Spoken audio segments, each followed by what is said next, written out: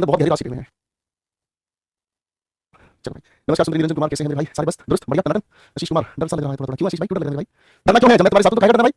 दुनिया तुमसे डरेगी यार, कमाल है। तुम्हारा तो परचम लहराना भाई, लेकिन मुझे तुम्हें नहीं डरना बेटा, ठीक है ना? सीधी सी बात है मेरे भाई, तुम डर गए तो इसका मतलब मेरी मेहनत किसी काबिल नहीं है, ठीक है? क्रिकेट में जब भी ऊपर क्रिकेट में जब भी कोई टीम मैच हारती है ना दोस्त, तो वो मैच टीम नहीं हारती है, वो मैच हारने का जो जिम्मा होता है ना उसके कोच को मिलता है। इसको समझ के चलना मेरे भाई, ठीक है? हाँ कि ना? ये बात समझे? तो बाबू आप अगर हार गए ना तो समझ लो आपका गोपाल वर्मा हार गया, आप अगर डर गए ना तो समझ लो आपका गोपाल वर्मा डर गया, और मैं तो डरूंगा नहीं भाई, ठीक है? तो आप सभी को एक बार फिर से दिल से नमस्कार करूंगा। इसी मोटिवेशन के साथ अब हम पढ़ना का काम शुरू करेंगे, ठीक है जी? ओके, हाँ ना? आज हम आप सभी के साथ मिलकर प्रेपोजिशन पढ़ना शुरू करेंगे बेटा। प्रेपोजिशन की एक छोटी सी डेफिनेशन हमें समझ में आती है क्या? प्रेपोजिशन की छोटी सी डेफिनेशन पहले दिन ही हमने आप लोगों को बताई, जिसे हम रिलेटिंग वर्ड के नाम से जानते हैं, ठीक है? मेरी बात समझ में? हाँ कि ना? ठीक है भाई, अभिषेक कुमार मेहता, थैंक यू बेटा, आपने मुझे याद दिला दिया, थैंक यू सो मच बेटा। She is happy having won the prize, कैसे बनाना है इसका? She is happy for the quiz having been won, ठीक है? चलिए अब पढ़ना शुरू करते हैं, ठीक है? बहुत हो गई बातें, ठीक है? चलो, रिलेटिंग वर्ड का मतलब हमें क्या समझ में आता है? रिलेटिंग वर्ड का मतलब हमें समझ में आता है कोई भी ऐसा शब्द जो हमें संबंध बताने का काम करे, कोई भी ऐसा शब्द जो कि हमें संबंध की सूचना दे। अब आप कहेंगे संबंध बताने का क्या खेल है गुरुजी, ये बताने का काम करेंगे, ठीक है जी? ओके, तुषार गौतम बेटा पढ़ लो ना प्लीज, आप इतने इंटेलिजेंट बच्चे हो, पढ़ नहीं रहे हो, इतना प्यारा टॉपिक आपको मैं करवा रहा हूं, ये नहीं पढ़ना आपको है भाई? कोई बात नहीं। चलो, तो अब ये जो रिलेटिंग वर्ड है ये संबंध बताने का काम करता है, कैसे बताने का काम करता है? इसकी डेफिनेशन बताने की कोशिश करता हूं। Preposition is a word which relates the position of a word with another word। एक बार इसकी डेफिनेशन को ध्यान से पढ़ के देखिए फटाफट से। एक बार बाबू इसकी डेफिनेशन को पढ़ के देखिए फटाफट से। सोनाली, चलो बेटा सोनाली को दिखाओ डेफिनेशन, ठीक है?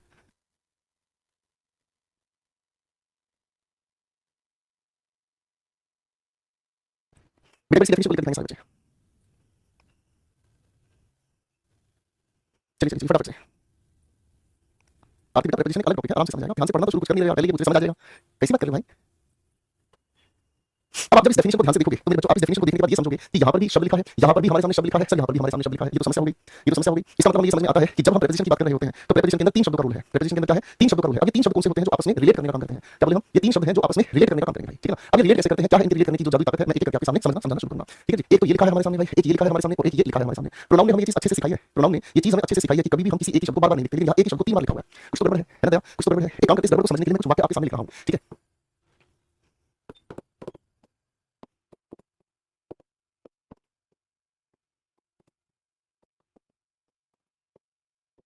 बेटा मैंने तीन सेंटेंसेस लिखे हैं, एक बार तीनों सेंटेंसेस को ध्यान से बस पढ़कर देखो, ठीक है?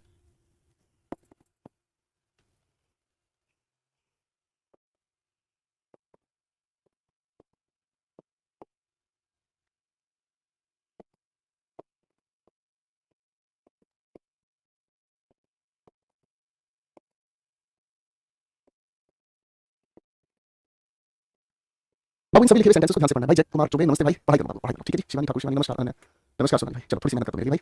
आप सभी के सामने यहाँ पर जो सेंटेंसेस लिखे हैं ना, इन सभी के सभी लिखे हुए सेंटेंसेस में अगर मेरे बच्चों आप ध्यान से देखोगे तो ये इन लिखा है, क्या लिखा है? अगर ध्यान से देखोगे तो ये ऑफ लिखा है, यहाँ पर इन लिखा है, यहाँ पर भी इन लिखा है, ठीक है? ये सब के सब क्या है? अपने आप में शब्द है। क्या है? ये सब के सब अपने आप में शब्द है। तो मेरे बच्चों आपके दिमाग में ये सवाल आएगा ही डेफिनेशन के अनुसार, मेरे प्यारे से गुरुजी, डेफिनेशन के अनुसार वर्ड तीन बार यूज हुआ है। कितनी बार यूज हुआ है सर? वर्ड को तीन बार यूज किया है सर, है ना? तो हमें ये तो पता चले कि तीन बार इस वर्ड को लिखने का क्या सेंस है ना? आप समझ रहे हो? दिमाग में ये सवाल तो आएगा ही, है ना भाई? तीन बार ये जो लिखा वर्ड है, आखिर से तीन बार क्यों लिखा है ना? देखो एक बात तो हमें समझ आएगी आएगी, क्या चीज कि सर ये जो एक वर्ड है ना, ये तो अपने आप में कुछ और नहीं, ये अपने आप में प्रेपोजिशन होगा। क्या होगा भाई? प्रेपोजिशन होगा, ठीक है जी? फाइन। अब दोस्तों हमें ये समझना है कि जो प्रेपोजिशन है वो आती किससे पहले है हमेशा? बताओ जरा। तो आप कहेंगे सर जी जो प्रेपोजिशन है ना वो हमेशा आती पता है किससे पहले है? प्रेपोजिशन आती हमेशा किससे पहले है? तो आप कहेंगे सर जी या तो नाउन या फिर प्रोनाउन से पहले आ सकती है और किसी शब्द से पहले ये नहीं आ सकती। क्या बोले हम? और किसी शब्द से पहले ये नहीं आ सकती, ठीक है जी? ओके, करेक्ट होगी बातचीत? मैंने क्या बोला? ध्यान से समझने का काम किया आपने मेरी बातचीत को। जो प्रेपोजिशन है ना, प्रेपोजिशन हमेशा किससे पहले आएगी? नाउन या प्रोनाउन से ही पहले आएगी और किसी के आसपास ये नहीं आएगी, ठीक है भाई? आगे ना?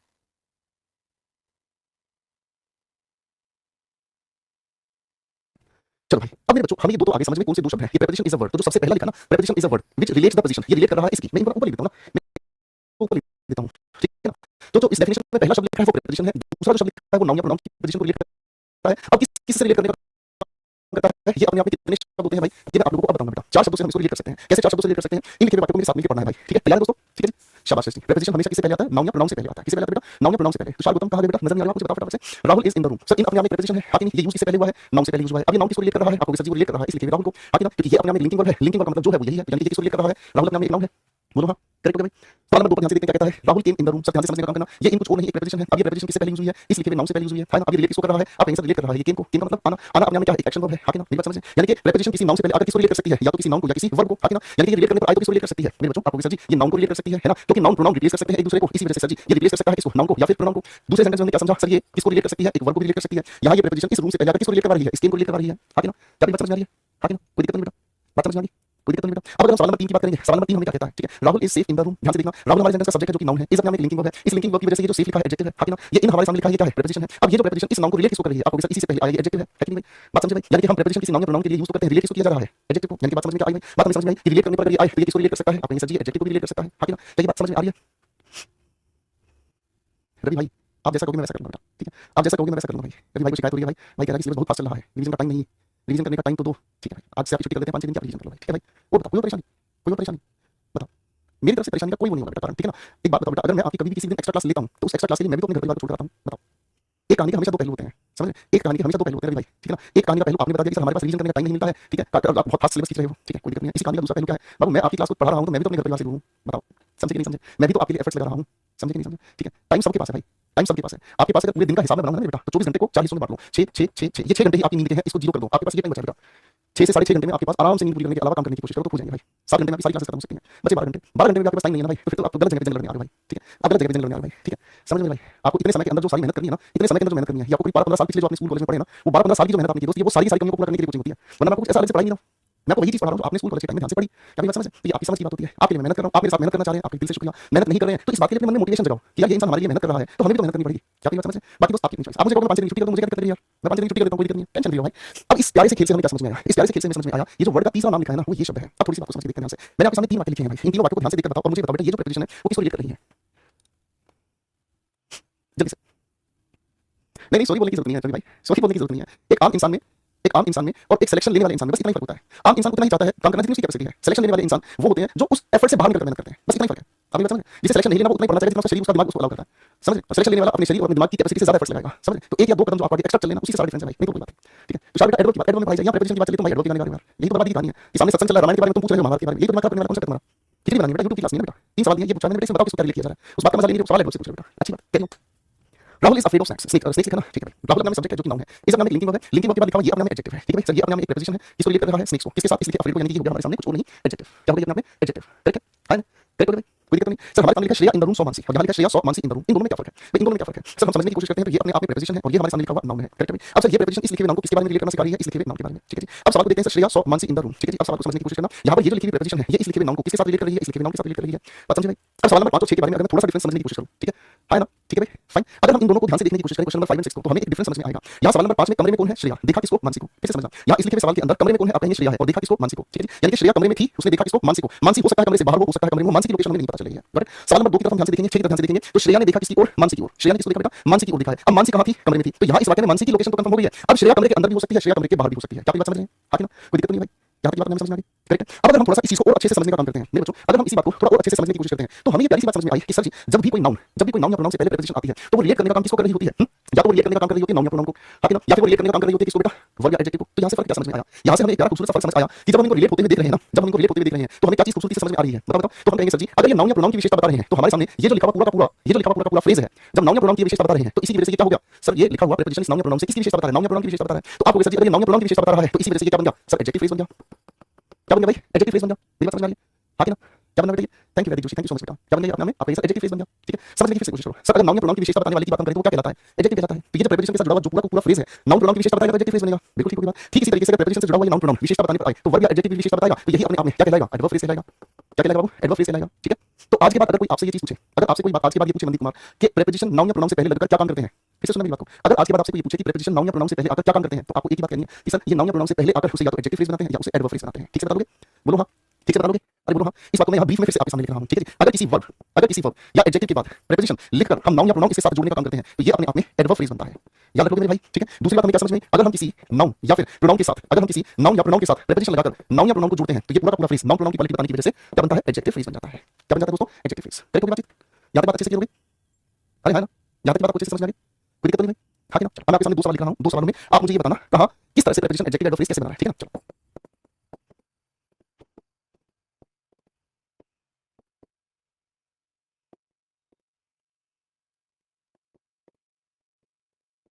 अब ध्यान से सोचिए बेटा, ये 2 प्रीपोजिशन इन वाक्यों में कहाँ पर किस तरह से प्रयोग किया गया है। बप्पी कुमार भाई लिख रहे हैं सर थोड़ा बेसिक से, अभी तक मैंने आपको कुछ पढ़ाया नहीं है, पहले मैंने इसकी आपको डेफिनेशन बताई है, डेफिनेशन के अंदर एक एक शब्द जो यूज हुआ है वो क्यों यूज हुआ है इसको समझाने के लिए बेटा बिल्कुल बेसिक से एग्जांपल आपको समझाएंगे। इसके बाद डेफिनेशन को मैंने आपको एक डायग्राम से समझा दिया है, डायग्राम से समझाने के बाद भाई डायग्राम से समझाने के बाद फिर मैंने आपको इसको याद करने के लिए बिल्कुल एक प्यारा सा शॉर्टकट यहाँ लिख दिया। इसके बाद फिर से इसी चीज को चेक करने के लिए 2 सवाल दिए हैं। बाबू इससे ज्यादा और बेसिक कौन सा होता है, इससे ज्यादा बेसिक और कौन सा होता है, राजीव राय आप ही बता दीजिए बेटा, इससे ज्यादा और कौन सा बेसिक होता है, देखो सिखाओ बेटा, रोड बनाना सिखाओ बेटा, पढ़ लिया करो ना बेटा, पढ़ लिया करो थोड़ा सा भाई, इतने ज्ञानी महात्मा लोग तुम शांति क्यों नहीं जाते बेटा, है बेटा। सवाल नंबर 1 पर आते हैं, सारे शब्दों को पढ़ना शुरू करेंगे। शिखा हमारे सामने सेंटेंस का सब्जेक्ट है जो कि नाउन है, इस अपने आप एक लिंकिंग वर्ब है और इसी के साथ लिखा हैप्पी अपने आप में एक एडजेक्टिव है। अब हमारे सामने यहाँ जो लिखा हुआ ये प्रीपोजिशन है किसको रिलेट कर रहा है, चिल्ड्रन को, ये चिल्ड्रन नाउन है, ये इसके साथ लिखा हुआ पॉसेसिव एडजेक्टिव है। ठीक है। अब चिल्ड्रन किसके साथ कैसे हैं आप कहेंगे सर खुश हैं, तो सर यहाँ पर इस हैप्पी को रिलेट करने का ये काम कर रहा है। अगर ये हैप्पी को रिलेट करने का काम कर रहा है, ये जो पूरा पूरा लिखा हुआ फ्रेज है, ये जो पूरा पूरा लिखा हुआ फ्रेज है मेरे भाइयों, इस फ्रेज की अगर हम बात कर रहे हैं, ठीक है, अगर हम इस फ्रेज की बात कर रहे हैं तो ये फ्रेज अपने किसी से काम कर रहा है, आपको सर एडजेक्टिव को क्वालिफाई करने की वजह से ये अपने आप एडवर्ब फ्रेज हो गया है। ठीक है भाई, समझ में आया बेटा? हाँ कि ना? कोई दिक्कत तो नहीं है भाई? इजी भाई, कोई दिक्कत नहीं बेटा? आया ना? इजी। ठीक है। अब अगली बात को ध्यान से देखने का काम कर रहे हैं तो सर हमारे सामने सेंटेंस का सब्जेक्ट है जो कि नाउन है, वेंट अपने आप में एक एक्शन वर्ब है, कहीं जाने की बात कही है, ये अपने आप में एक प्रीपोजिशन है। अब प्रीपोजिशन किसके साथ यूज हुई है? नाउन के साथ यूज हुई है। किसको रिलेट कर रहा है? वेंट को, वर्ब को रिलेट कर रहा है। अगर ये बच्चा वर्ब को रिलेट कर रहा है तो आप क्या कहोगे? सर जी वर्ब को रिलेट करने का मतलब हमें समझ में आया, ये अपने आप में एडवर्ब फ्रेज हो गया। भाई यहाँ तक कोई बात परेशान कर रही है? बताइए बेटा, इजी होगा। ठीक है। किस शब्द के साथ इसको आप यूज कर रहे हैं वही शब्द इसकी क्वालिटी बताने का काम करेगा। एडजेक्टिव के साथ यूज करें एडवर्ब फ्रेज बन गया। ठीक है भाई, वर्ब के साथ यूज करें एडवर्ब फ्रेज हो गया। क्या बात समझ में? आगे बोलो। ठीक है, चलो। अरे भाई आगे चलते हैं बेटा। ठीक है भाई, यहाँ तक बात को समझ में? ठीक है। अब हम लोगों ने एक पार्ट्स ऑफ स्पीच परिवार का नाम सुना है। पार्ट्स ऑफ स्पीच परिवार का नाम सुना है क्या? कंजंक्शन, है ना? कंजंक्शन। अब हमें कंजंक्शन का मतलब पता है, जोड़ने वाला शब्द। कंजंक्शन का मतलब क्या होता है? जोड़ने वाला शब्द। ठीक है। और प्रीपोजिशन कहलाता है रिलेटिंग वर्ड। सभी भाइयों को ये चीज पता है ना? सभी भाइयों को ये बात पता है। ठीक है। कंजंक्शन हम किसे कहते हैं? आप कहते हैं कंजंक्शन कहते हैं इसे हम ज्वाइनिंग वर्ड, जोड़ने वाला शब्द। ठीक है। प्रीपोजिशन हम किसे कहते हैं? Relating word. आपको हमें एक जैसे ही लगते हैं। चलो मैं आपसे ना एक काम करता हूं, दो बातें पूछ लेता हूं। ठीक है। मैंने कहा Ram and Shyam is are coming. ठीक है। Ram with Shyam is are coming. ठीक है। चलिए जल्दी से जल्दी से बताइए। यहाँ इस लिखे हुए ऊपर वाले वाक्य में अगर मैं बात कर रहा हूं तो ये ऊपर वाला वाक्य में ये जो एंड लिखा है ये कंजंक्शन है, यहाँ ये जो विद लिखा है ये प्रीपोजिशन है। अब सवाल ये है कि इन दोनों में यहाँ इज आर हम क्या फील करें, और साथ साथ ये भी बताने का काम करेंगे दोस्तों, सोच के बताने की कोशिश करेंगे कि इन दोनों में आपको डिफरेंस क्या समझ में आया। चलिए फटाफट से जल्दी बताइए, फटाफट से सवाल को घुमा के पूछ लेता हूं बेटा, सवाल को घुमा के पूछ लेता हूं।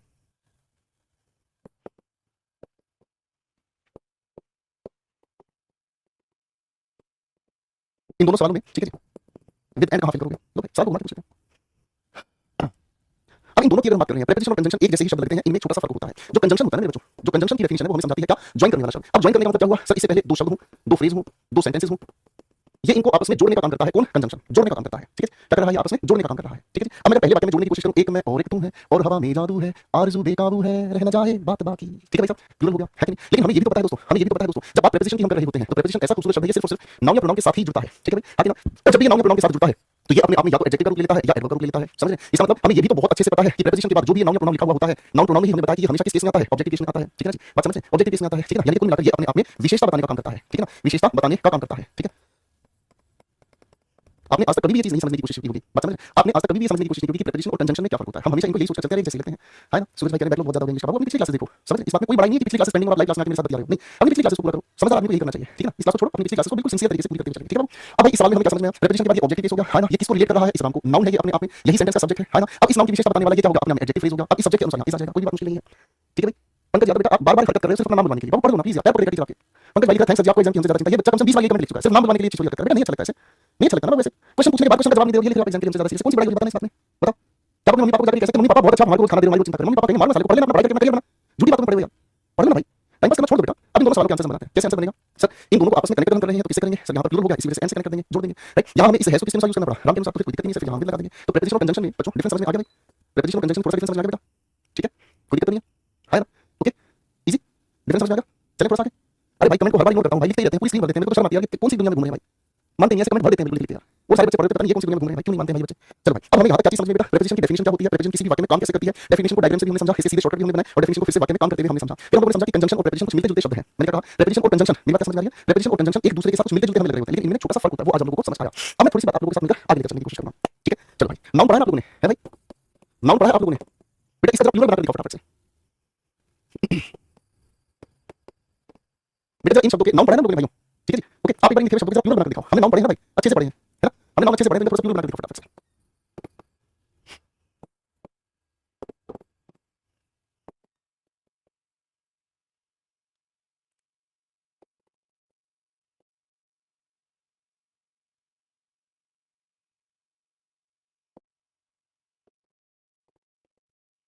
प्लूरल बनाकर दिखाओ इनके सभी के सभी बच्चों।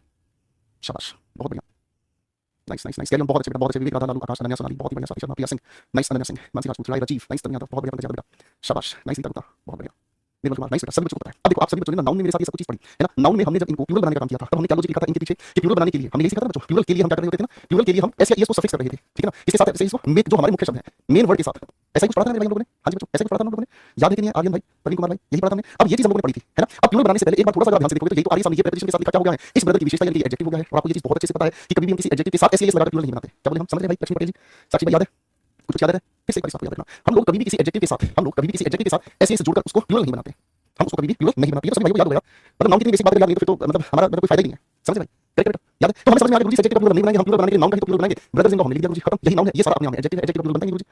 करेक्ट है भाई? अगला सवाल हमारे सामने लिखा मेंबर ऑफ पार्लियामेंट, ठीक है? इस प्रेपोजिशन के बाद ये जो भी कुछ लिखा है सर ये एडजेक्टिव है, प्लूरल बनाने के लिए हम क्या करेंगे? Members of parliament. लॉजिकल समझ आ गई बातचीत? ठीक है? कहां नाउन में ये चीज पड़ी थी, समझ?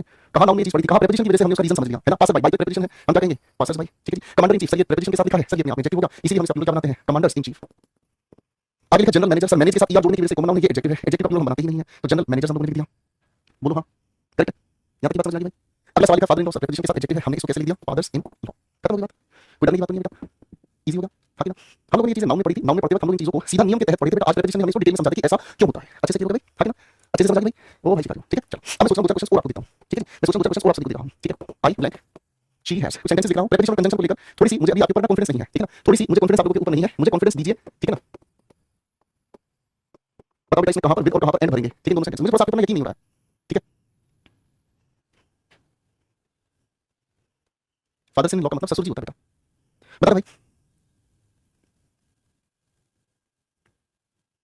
थोड़ा कॉन्फिडेंस आएगा तो पता चल जाएगा कि भाई कौन कौन ध्यान से पढ़ रहा है नहीं पढ़ रहा है। सबसे पहली बात ये अपने आप में प्रेपोजिशन है, ये अपने आप में एक कंजंक्शन है, ठीक है जी? सर दोनों का आंसर निकालना बहुत आसान है, ये ऑब्जेक्टिव केस लिखा है अगर तो ऑब्जेक्टिव केस का मतलब इससे पहले हमें प्रेपोजिशन लगानी पड़ेगी, यहां पर हमें विद लगाना पड़ेगा, ठीक है जी? अब हमारे पास सब्जेक्ट सिर्फ ये लिखा हुआ प्रोनाउन है और इसी वजह से ये एम लिखा हुआ है, ठीक है? हिंदी निकालेंगे तो सर मुझे इजाजत है किसके साथ? उसके साथ, ठीक है? यानी कि मैं अकेला तो आ सकता हूं, मैं उसको साथ ला सकता हूं, इस बात की मुझे इजाजत है, ठीक है ना जी? अब इस आई के साथ ये शी लिखा है, दोनों अलग अलग सब्जेक्ट है, बात समझ रहे हैं? दोनों अलग अलग सब्जेक्ट है, तो अलग अलग सब्जेक्ट के लिए हम यहां पर सामने वाले को चॉइस दे रहे हैं, ठीक है ना जी? या तो मैं या फिर वो, ठीक है जी? ये भी सब्जेक्ट है, नाउन है, ये भी सब्जेक्ट है, नाउन है, तो सर इसी विकल्प के अनुसार हम इसके अकॉर्डिंग हेल्प कर ले जाएंगे, ठीक है? सवाल नंबर अगर इसी एक में अगर ऐसा लिखा होता आई एंड शी, तब हम यहां पर आर के साथ लगा देते हैं, क्या चीज? आर अलाउड, ठीक है जी?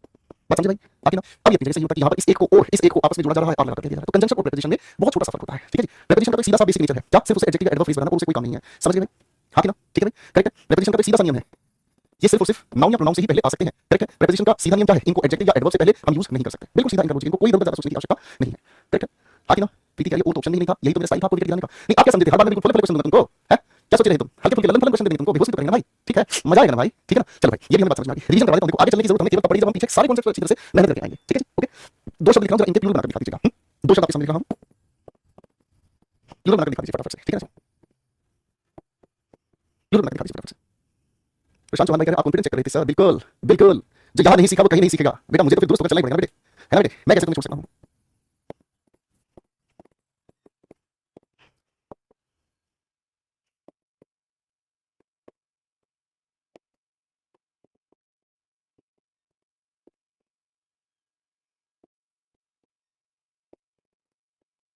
देखिए बना के, शाबाश।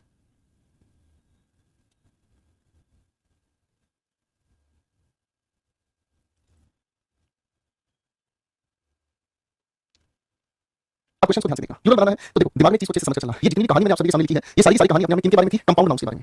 ये जो कहानी मैं आप लोगों के बारे में समझा रहा हूँ मेरे बच्चों, ये सारी कहानी किसके बारे में है? कंपाउंड नाउन की, ठीक है ना? तो ये किसके बारे में कहा जा रहा है कि कंपाउंड नाउन का अगर आपको प्लूरल बनाना है तो ऐसे ये मेन वर्ड के साथ हम जोड़ते हैं, मेरी बात समझ में आ रही है? ठीक है? अब जैसे आपके सामने यहाँ लिखा मेंबर ऑफ पार्लियामेंट, ठीक है? तो मेंबर ऑफ पार्लियामेंट का मतलब हमें क्या समझ में आया? आप कहेंगे सर मेंबर ऑफ पार्लियामेंट अपने आप में अगर इकट्ठा हम मिलाकर चलते हैं तो ये सब के सब एक शब्द बनते हैं जिसका अर्थ निकल कर आता है क्या चीज? सांसद। क्या अर्थ निकल कर आता है? सांसद, ठीक है जी? ये होगी हमारे सामने पहली बात। अरे हाँ ना, ये अपने आप में ही एक पद है, ठीक है जी? अब अगर मैं आपको कहता हूँ, ध्यान से समझने की कोशिश करना, अगर मैं आपको कहता हूँ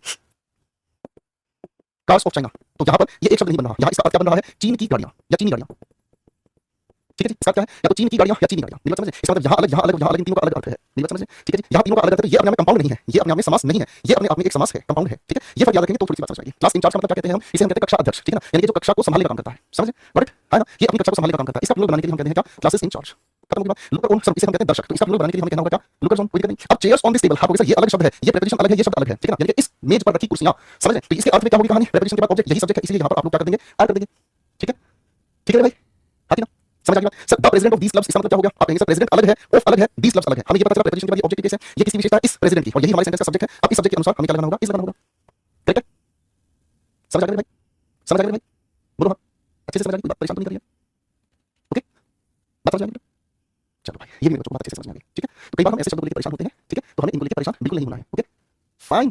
चलो भाई अब थोड़ी सी बात को आगे लेकर चलते हैं। अब एक सवाल आपके दिल में आएगा, ठीक है ना? एक सवाल आपके दिल में आएगा, सवाल क्या होगा साहब? सवाल ये होगा प्रेपोजिशन के साथ, ऐसा एक काम करते हैं, मैं पहले कुछ वाक्य आपके सामने लिखता हूं, ठीक है ना? कुछ वाक्य आपके सामने लिखूंगा, फिर आपको ये वाली बात समझ में आएगी कि यहाँ रूठा हुआ चेहरा क्यों है।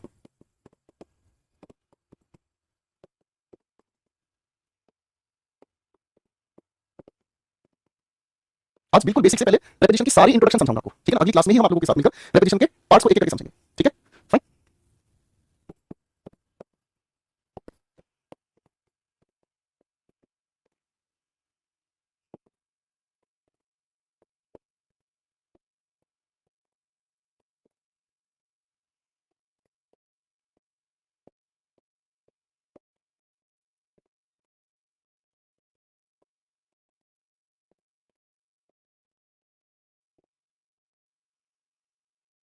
शाबाश शाबाश शाबाश, वेरी नाइस, कोशिश कर रहा है नाइस नाइस नाइस। इन सभी लिखे हुए वाक्यों को अगर आप ध्यान से देखेंगे तो इन सभी लिखे हुए वाक्यों में आपको ना एक बात समझ में आएगी कि कहीं ना कहीं वर्ब का ही रोल होता है जो प्रेपोजिशन के आने या ना आने पर तैयार होता है। हमने इसी बात को कैसे समझना होता है, ध्यान से समझिएगा मेरे बच्चों। जब इस वर्ब परिवार की हम बात करते हैं तो वर्ब परिवार दो हिस्सों में बढ़ता है। एक जिसे हम कहते हैं मुख्यतः ट्रांजिटिव वर्ब, क्या कहते हैं ट्रांजिटिव वर्ब, और एक दूसरा हमारे सामने परिवार आता है जिसे हम कहते हैं इंट्रांजिटिव वर्ब, ठीक है जी। एक जिसे हम क्या कहते हैं भाई ट्रांजिटिव वर्ब और एक जिसे हम क्या कहते हैं बेटा इंट्रांजिटिव वर्ब, ठीक है। अब आप सभी को पता है कि ट्रांजिटिव वर्ब के ठीक बाद हम लोगों को लिखना होता है क्या चीज, नाउन या प्रोनाउन। ट्रांजिटिव वर्ब के बाद जो ऑब्जेक्ट हमें लिखना होता है वो नाउन या प्रोनाउन हमें लिखना होता है। तो जब नाउन या प्रोनाउन हम लिखने का काम करेंगे तो हमें ये समझ में आता है कि कभी भी ट्रांजिटिव वर्ब के और नाउन या प्रोनाउन के बीच में किसी भी प्रेपोजिशन की हमें आवश्यकता नहीं होती है, ठीक है।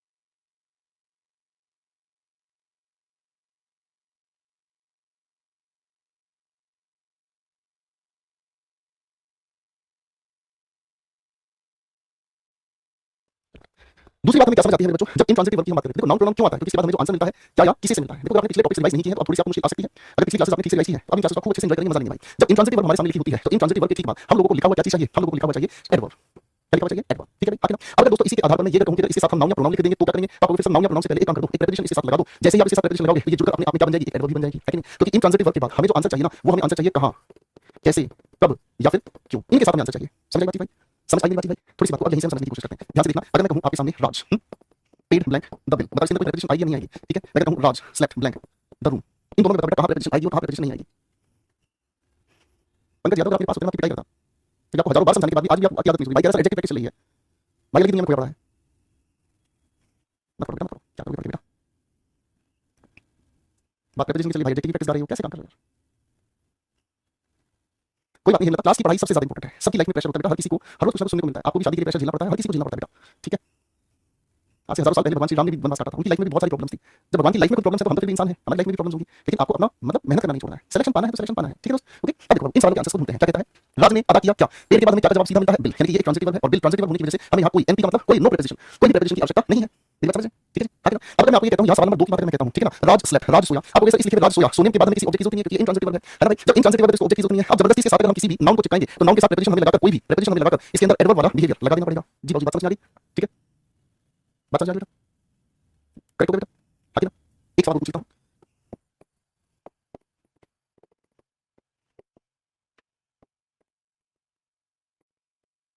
लेकिन दोनों सवालों में देखिए बताओ प्रेपोजिशन कहां आ सकती है, कहां नहीं आ सकती, बताओ बताओ, करो मैंने थोड़ी सी बताइए दोस्तों। आप कहेंगे सर लीना लिव्स, सर यहाँ पर लीना के बाद ये लिव्स है इंट्रांजिटिव वर्ब है, क्योंकि इसको ऑब्जेक्ट की जरूरत नहीं है। अगर हम इसके बाद इस लिखे हुए नाउन को लिखा हुआ देख भी रहे हैं तो हमें ये कहना होगा लीना कहाँ रहती है। अब कहाँ का जवाब देने के लिए, वेयर का जवाब देने के लिए हमें इसको एडवर्ब कैटेगरी में लेकर जाना है, तो हमें इन लगा देनी होगी प्रेपोजिशन। सवाल लगा है रिया ने किसका स्वागत किया, आपको ये ट्रांजिटिव वर्ब है। अब किसका स्वागत करने की बात है तो ये जो यहाँ पर गेस्ट लिखा हुआ है इस ट्रांजिटिव वर्ब का नाउन से सीधा अपने आप में ऑब्जेक्ट बन गया है, इसलिए यहाँ कोई भी प्रेपोजिशन की जरूरत नहीं है।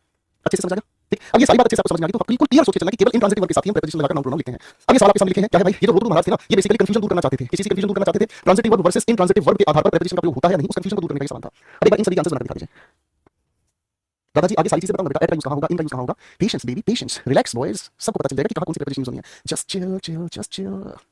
शी सब्जेक्ट वर्ब ट्रांजिटिव है, ट्रांजिटिव वर्ब का सीधा नाउन है, बिल्कुल सही है। अगला सवाल है Shreya subject went intransitive, Shreya कहां चली गई, सर इस लिखे हुए नाउन से पहले एक बार एक छोटी सी प्रेपोजिशन लगाकर वी का आंसर दीजिए तभी अपनी जगह सही हो जाएगी, करेक्ट है भाई, ओके। अगला सवाल है I met blank him blank Sunday, आप कहेंगे सर मेट एक ट्रांजिटिव वर्ब है, सीधा नाउन ही इसका ऑब्जेक्ट बनेगा, इसलिए यहां कोई प्रेपोजिशन की जरूरत नहीं है। आगे हम लोगों को इस लिखे हुए संडे, संडे नाउन है, वेन का आंसर बनाने के लिए, इसका मतलब एडवर्ब बनाने के लिए हम लोगों को यहां पर ऑन इसके साथ एक प्रेपोजिशन लगानी पड़ेगी, ठीक है जी। अब यहां कोई भाई मेरा हिंदी लगा के नहीं चलेगा, यहाँ पे हिंदी निकाल के नहीं चलेगी, हिंदी लगाने से हमें पता चला कि यहाँ पर लिख रहा है इसलिए संडे उठा के चेक दिया उनके साथ, ऐसा मत कर देना। ट्रांजिटिव इंट्रांजिटिव की कंफ्यूजन को समझते चलना। नैना लाफ्ट, सब मुस्कुराना अपने आप में बिना ऑब्जेक्ट के काम करेगा, इंट्रांजिटिव वर्ब है। अब इसके साथ अगर ये हम लोगों ने लगा दिया है तो इसको वेयर आंसर कहां हंसी है, मुझ पर हंसी है, एट प्रेपोजिशन इसके साथ लगा दिया, ठीक है जी। अगला सवाल है नैना लव्स ब्लैंक हिम, आप कहेंगे सर लव्स एक ट्रांजिटिव वर्ब है, नैना किसे प्यार करती है, उसे प्यार करती है, ये इसका ऑब्जेक्ट बिल्कुल सीधा सीधा आ गया जो कि नाउन है, इसलिए यहाँ कोई प्रेपोजिशन की जरूरत नहीं है, ठीक है मेरे भाई, मेरे भाई, ठीक है मेरे भाई। अगले सवाल क्या जो Meenu introduce the club, sir Meenu subject है, इंट्रोड्यूस अपने नाम में ट्रांजिटिव वर्ब है, मीनू ने किसे इंट्रोड्यूस किया, क्लब को इंट्रोड्यूस किया, ठीक है ना, यानी ट्रांजिटिव वर्ब के पास अपना ये ऑब्जेक्ट है, नाउन है, कोई प्रेपोजिशन की जरूरत नहीं, वाक्य नाम में सही हो गया भाई। अगला सवाल है Meenu introduce blank to the club, अब आपको सर यहाँ एक गड़बड़ है, यहाँ एक गड़बड़ है, क्या गड़बड़ है सर यहाँ पर, यहाँ ये गड़बड़ है कि इंट्रोड्यूस के बाद यहाँ टू लगकर प्रेपोजिशन आ गई है, तो सर ये ट्रांजिटिव वर्ब का ऑब्जेक्ट नहीं है। अब इंट्रोड्यूस के बाद ट्रांजिटिव वर्ब का ऑब्जेक्ट लाने के लिए मुझे इस मीनू के अनुसार एक छोटा सा रिफ्लेक्शन करना पड़ा, रिफ्लेक्सिव प्रोनाउन का यूज करना पड़ा, रिफ्लेक्सिव प्रोनाउन पड़ा है प्रोनाउन के परिवार में, बोलो बोलो, ठीक है भाई, आगे ना फाइन। अगला सवाल इन दोनों का आंसर आप देख सकते हैं, राखी एंजॉयड ब्लैंक पार्टी, अब आपको सर एंजॉयड नाम में ट्रांजिटिव वर्ब है, ट्रांजिटिव वर्ब के बाद सीधा ये ऑब्जेक्ट अपने आप में लिखा हुआ है जो कि नाउन है, तो सर राखी ने क्या एंजॉय किया मेरे भाई, आपको सीधा ऑब्जेक्ट है तो सर नो प्रेपोजिशन, ठीक है ना जी। यहाँ जो एनपी लिखा है ना इसका मतलब समझ लीजिएगा, एनपी का मतलब मैं आगे कई बार सवाल में लिखूंगा आपके सामने तो आप इसे समझेंगे, नो प्रेपोजिशन, कोई भी प्रेपोजिशन का यूज नहीं होगा, करेक्ट है भाई, करेक्ट है भाई, ओके। अगला सवाल है Rakhi enjoyed blank in the party, अब इन द पार्टी तो ये अपने आप में वेयर का आंसर दे रहा है, यानी कि इस लिखी हुई ट्रांजिटिव वर्ब के बाद ऑब्जेक्ट तो है ही नहीं, ऑब्जेक्ट के लिए नाउन चाहिए, नाउन नहीं है तो राखी के अनुसार रिफ्लेक्शन कर देंगे यहाँ पर हर से लिख देंगे, इजी, करेक्ट है भाई, करेक्ट है बेटा, थैंक यू संजीव कुमार भाई, ओके फाइन, कोई दिक्कत नहीं। अच्छा मेरे दिल में एक बात आई, कहो तो पूछ लूं, ठीक है, एक दिल में बात आई, चलो पूछ ही लेता हूँ, ठीक है ना।